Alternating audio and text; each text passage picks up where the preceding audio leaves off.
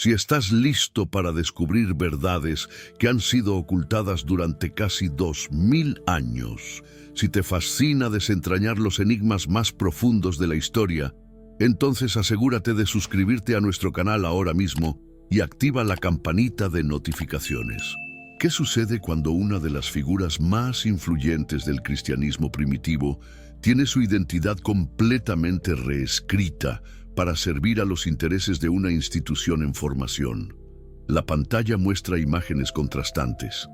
Pinturas medievales mostrando a María Magdalena como una pecadora llorosa a los pies de Jesús, seguidas por representaciones más modernas que la retratan como una líder fuerte y determinada. Durante casi 2 milenios, el mundo cristiano conoció a María Magdalena a través de una lente muy específica, la de la mujer caída que encontró redención. Continúa la narración, mientras imágenes de arte religioso tradicional llenan la pantalla. Esta narrativa, repetida en púlpitos, pinturas y literatura por generaciones, construyó una imagen tan poderosa que se volvió prácticamente incuestionable. Pero, ¿y si esta imagen fuera el resultado de una de las mayores campañas de desinformación de la historia? Estudiosos modernos sugieren que la transformación de María Magdalena en símbolo de pecado y arrepentimiento puede haber sido una estrategia deliberada para disminuir el poder y la influencia de una mujer que, según textos alternativos, ocupaba una posición de liderazgo extraordinaria en el movimiento cristiano primitivo. Las imágenes transitan hacia manuscritos antiguos y sitios arqueológicos. En 1945, en las cuevas desérticas de Egipto, un descubrimiento arqueológico revolucionario trajo a la luz textos que habían permanecido enterrados por más de 1500 años. Entre estos documentos estaba una versión completamente diferente de la historia de María Magdalena, no como una pecadora, sino como una maestra espiritual, una visionaria, una mujer con acceso directo a las enseñanzas más profundas del cristianismo. Estos textos gnósticos presentan una María Magdalena que la Iglesia prefirió olvidar. Observa el narrador con creciente intensidad. Una mujer que no solo comprendía los misterios espirituales más profundos, sino que también los enseñaba a otros. Una líder cuya autoridad rivalizaba con la de los apóstoles masculinos y cuya sabiduría era reconocida por el propio Jesús. La introducción culmina con una reflexión profunda.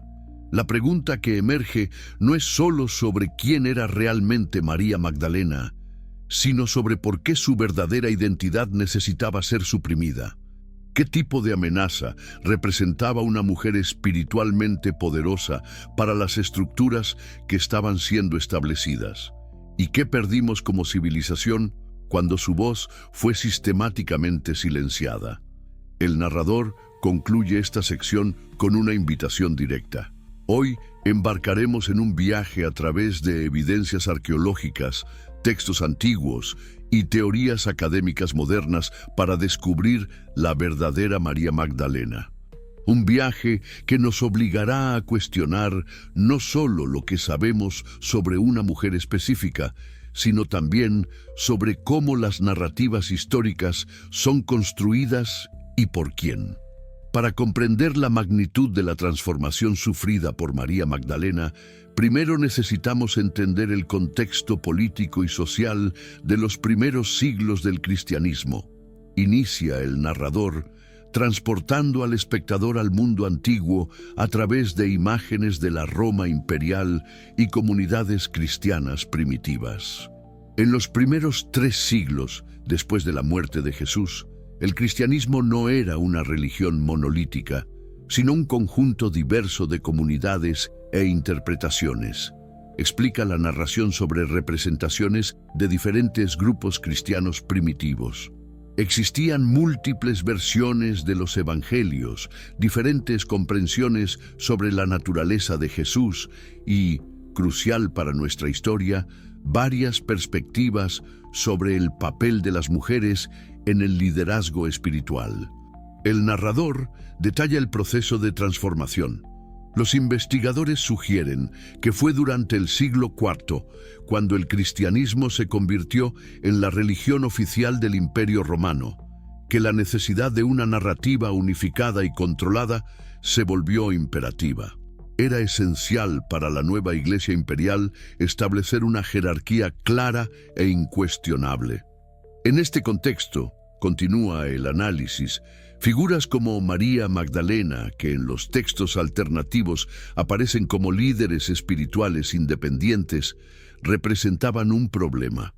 Su autoridad espiritual, reconocida por comunidades cristianas primitivas, no encajaba en el modelo jerárquico que estaba siendo construido. Las imágenes muestran concilios eclesiásticos y la quema de manuscritos. El proceso de redefinición de María Magdalena no ocurrió de la noche a la mañana. Fue una campaña sistemática que involucró la selección cuidadosa de qué textos serían considerados canónicos, la marginalización de evangelios alternativos y la creación de una nueva narrativa que transformaba a una líder en una pecadora redimida. La genialidad de esta reinterpretación, observa el narrador con tono investigativo, estaba en su aparente compasión. En lugar de simplemente borrar a María Magdalena de la historia, la Iglesia la transformó en un ejemplo de redención, pero una redención que la colocaba en una posición de dependencia y sumisión. Los estudiosos señalan un momento específico en la historia cuando esta transformación se consolidó, revela la narración. En 591 d.C., el Papa Gregorio I declaró en un sermón que María Magdalena, María de Betania y la mujer pecadora mencionada en el Evangelio de Lucas eran la misma persona. Esta fusión de tres figuras distintas creó la imagen compuesta de la prostituta arrepentida que dominaría la imaginación cristiana por los próximos 1400 años. Lo que hace esta fusión aún más significativa, continúa el narrador, es que fue hecha a pesar de la falta de evidencias bíblicas para tal conexión. Era una decisión teológica y política, no histórica. La sección concluye con una reflexión provocativa. Esta transformación de María Magdalena en pecadora arrepentida sirvió a múltiples propósitos. Eliminaba una figura femenina de autoridad, creaba un ejemplo de sumisión femenina y establecía a la Iglesia como la única fuente legítima de redención. Era una narrativa que consolidaba el poder masculino en la jerarquía religiosa mientras aparentaba celebrar la misericordia divina. Diciembre de 1945. Un campesino egipcio, excavando cerca de la ciudad de Nag Hammadi, hace un descubrimiento que cambiaría para siempre nuestra comprensión del cristianismo primitivo. Anuncia el narrador, mientras imágenes de las excavaciones arqueológicas llenan la pantalla. Dentro de jarros de cerámica enterrados hace más de 1500 años, Muhammad Ali al-Samán encontró una biblioteca entera de textos gnósticos que habían sido escondidos para escapar de la destrucción. Entre los 52 tratados descubiertos, continúa la narración con creciente emoción, estaba un documento que revolucionaría nuestra comprensión sobre María Magdalena, el Evangelio de María. Este texto, datado por los estudiosos entre los siglos II y III, presenta una versión completamente diferente de la mujer que conocíamos. El narrador describe vívidamente el contenido. En el Evangelio de María, ella no es una pecadora buscando perdón, sino una discípula visionaria que recibe revelaciones especiales del Salvador. El texto la retrata como alguien que comprende misterios espirituales que escapan a los otros discípulos, incluyendo a Pedro. Un pasaje particularmente revelador, cita el narrador, muestra a Pedro preguntando a María sobre las enseñanzas secretas que ella había recibido. El texto sugiere que María poseía un conocimiento espiritual único, una comprensión directa de los misterios divinos que la colocaba en una posición de autoridad extraordinaria. Pero quizás lo más revolucionario continúa con intensidad creciente. Es cómo estos textos retratan la relación entre María Magdalena y Jesús, no como maestro y discípula en el sentido tradicional, sino como compañeros espirituales, con María sirviendo como receptora y transmisora de enseñanzas esotéricas. Las imágenes muestran fragmentos de manuscritos antiguos. El Evangelio de Felipe, otro texto gnóstico, va aún más lejos, sugiriendo una intimidad especial entre Jesús y María que provocaba celos entre los otros discípulos. El texto describe cómo Jesús la amaba más que a todos los discípulos y solía besarla frecuentemente en la boca. Estos documentos también revelan tensiones significativas entre María Magdalena y Pedro, observa el narrador. En varios textos gnósticos, Pedro cuestiona la autoridad de María, preguntando por qué Jesús compartiría secretos con una mujer. Esta tensión puede reflejar conflictos reales en las primeras comunidades cristianas sobre el liderazgo femenino. Lo que emerge de estos textos, analiza la narración, es la imagen de una mujer que no solo entendía las enseñanzas de Jesús, sino que también tenía la autoridad para interpretarlas y transmitirlas. Era una líder espiritual por derecho propio, no simplemente una seguidora devota. La importancia de estos descubrimientos no puede ser subestimada, enfatiza el narrador. Por primera vez en más de 1500 años, teníamos acceso a versiones alternativas de la historia cristiana que habían sido suprimidas por la Iglesia oficial. Versiones que presentaban a las mujeres, y particularmente a María Magdalena, en roles de liderazgo espiritual. La sección concluye con una reflexión profunda. Estos textos gnósticos nos obligan a reconsiderar no solo quién era María Magdalena, sino también cómo las primeras comunidades cristianas entendían el papel de las mujeres en la espiritualidad. Nos muestran un cristianismo que era mucho más diverso e inclusivo de lo que la historia oficial nos había enseñado. A medida que los estudiosos comenzaron a traducir y analizar los textos de Nag Hammadi, emergió una imagen completamente nueva de María Magdalena. Inicia el narrador, mientras imágenes de académicos trabajando con manuscritos antiguos llenan la pantalla. Esta no era la mujer penitente de la tradición, sino una figura de autoridad espiritual extraordinaria. En el Evangelio de María, ella es retratada como la discípula más cercana a Jesús, alguien que comprendía aspectos de sus enseñanzas que permanecían ocultos para los demás, explica la narración. El texto describe cómo, después de la resurrección, María consuela a los otros discípulos y les revela enseñanzas secretas que había recibido del Salvador. El narrador detalla una escena específica. En una de las secciones más poderosas del Evangelio, María describe una visión en la que el alma asciende a través de diferentes niveles de poder cósmico. Esta descripción no es la de una mujer simple, sino de una maestra espiritual sofisticada, capaz de articular complejas verdades místicas. Lo que hace esta descripción aún más significativa, continúa el análisis, es que María no está simplemente repitiendo enseñanzas que había escuchado, sino interpretando y explicando visiones que había recibido directamente. Esto la coloca en el papel de una profetisa y maestra independiente. En el Evangelio de Felipe encontramos referencias aún más explícitas al estatus especial de María, revela el narrador. El texto la describe como la compañera de Jesús, usando una palabra aramea que puede traducirse como consorte espiritual.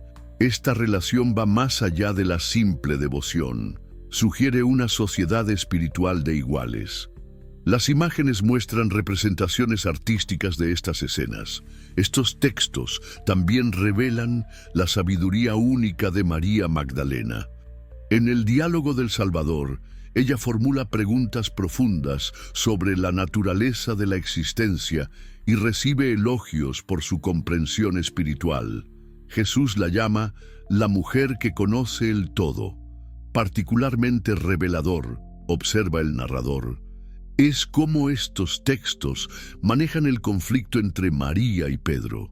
En múltiples evangelios gnósticos, Pedro expresa resentimiento hacia la autoridad de María, cuestionando por qué una mujer debería tener acceso a enseñanzas especiales. Este conflicto puede reflejar tensiones reales en las primeras comunidades cristianas. En el Evangelio de Tomás encontramos uno de los intercambios más directos. Cita la narración. Pedro dice, «Que María se vaya de entre nosotros, porque las mujeres no son dignas de la vida».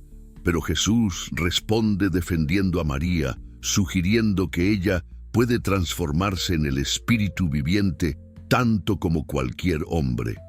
Estos textos presentan una María Magdalena que no necesita redención porque nunca cayó, enfatiza el narrador.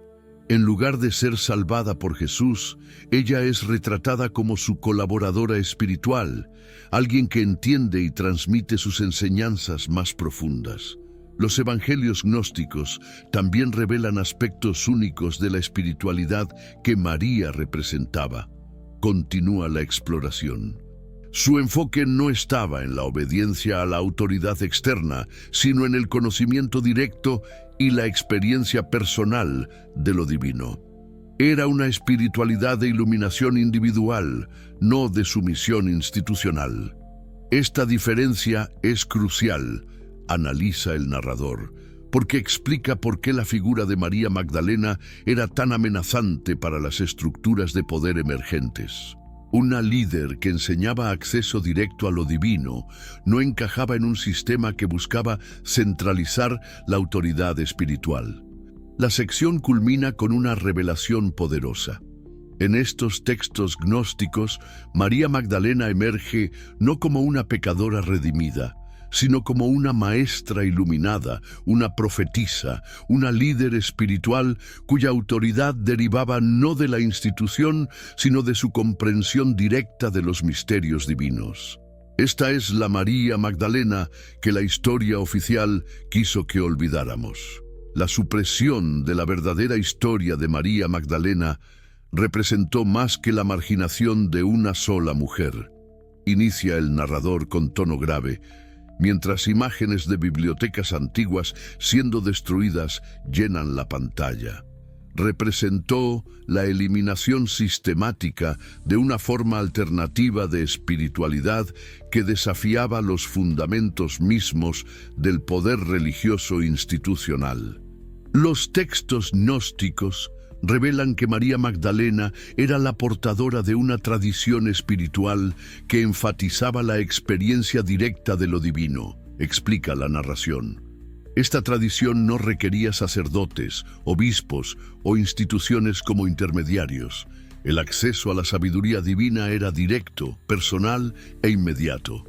El narrador describe las implicaciones. Imaginen las consecuencias revolucionarias de esta enseñanza. Cada individuo tenía el potencial de acceder directamente a la verdad espiritual sin necesidad de autoridades externas.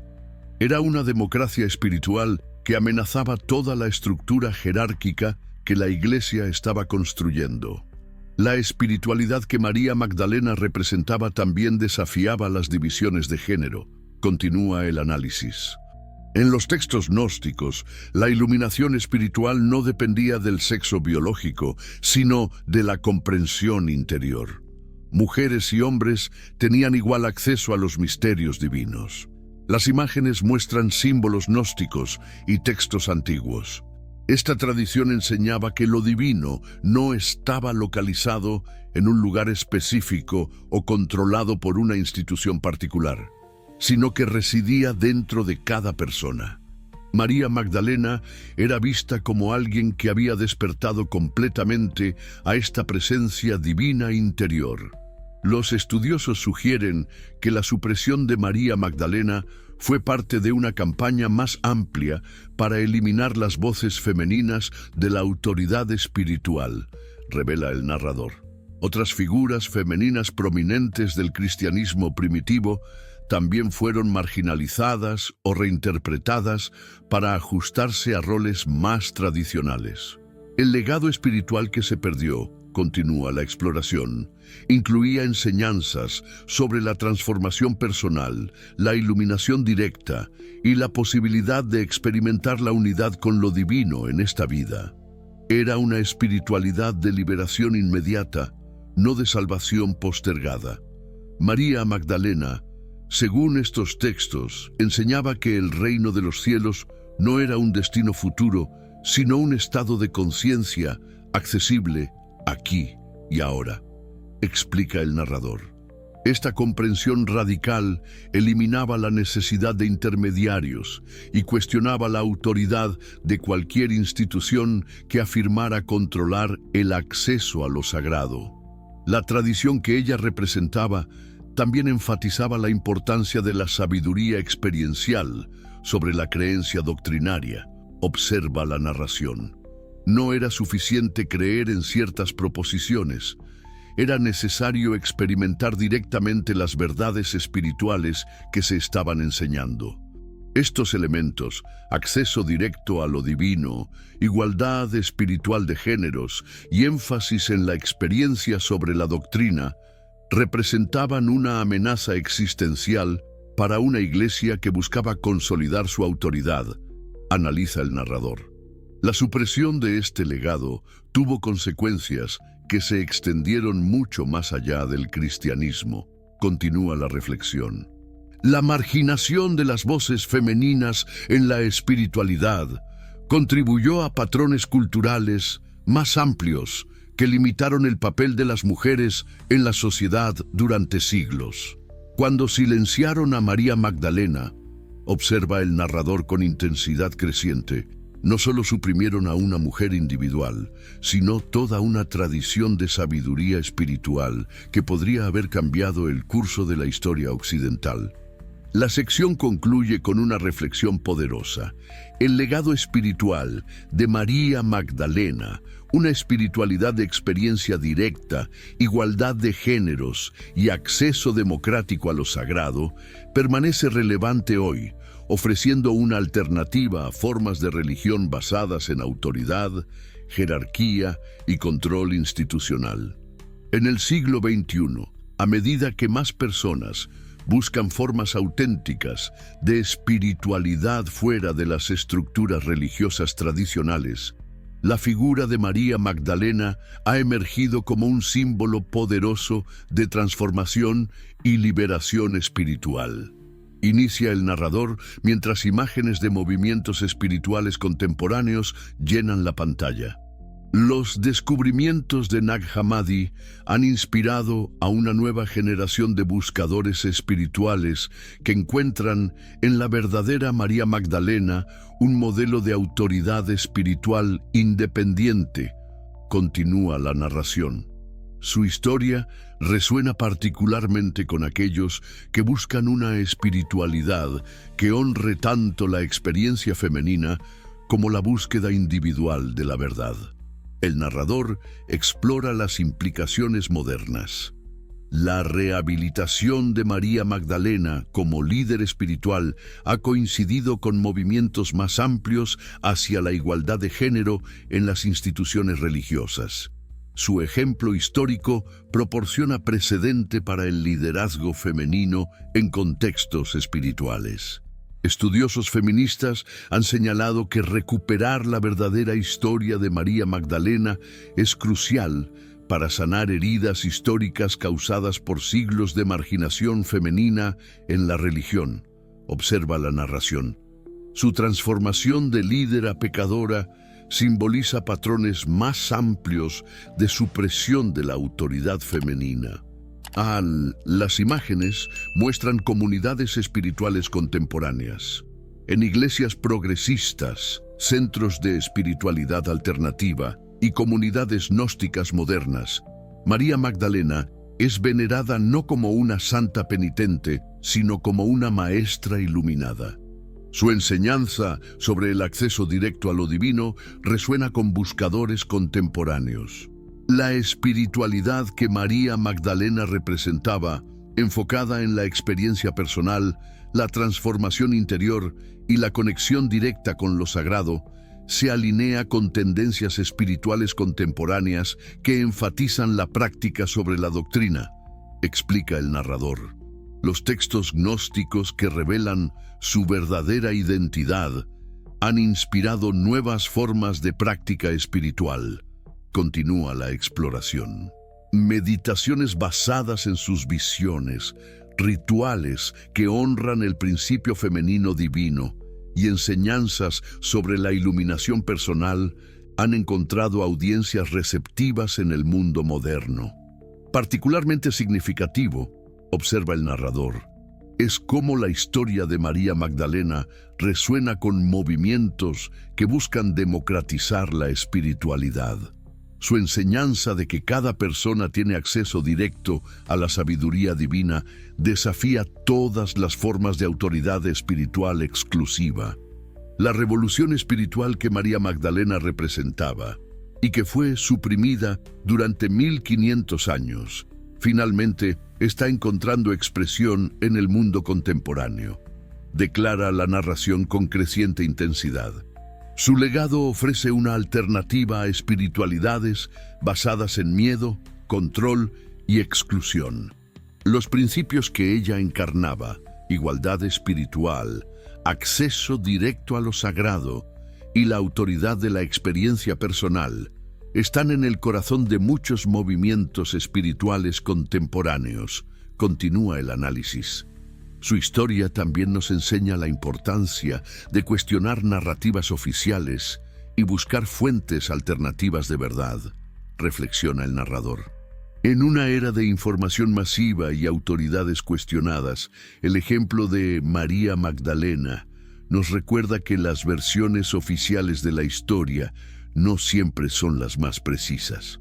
Al redescubrir a la verdadera María Magdalena, observa la narración, no solo estamos recuperando la memoria de una mujer extraordinaria, sino también reclamando formas de espiritualidad que fueron suprimidas para mantener estructuras de poder. Su legado nos invita a imaginar formas de espiritualidad que honren la sabiduría femenina, celebren la experiencia directa de lo sagrado y reconozcan la capacidad de cada persona para acceder a la verdad divina. Continúa con pasión creciente. La revolución espiritual de María Magdalena, concluye el narrador, no pertenece solo al pasado. Está ocurriendo ahora, en cada persona que elige buscar la verdad espiritual directamente, que honra la sabiduría en todas sus formas y que se niega a aceptar que la autoridad espiritual debe ser monopolizada por instituciones o jerarquías.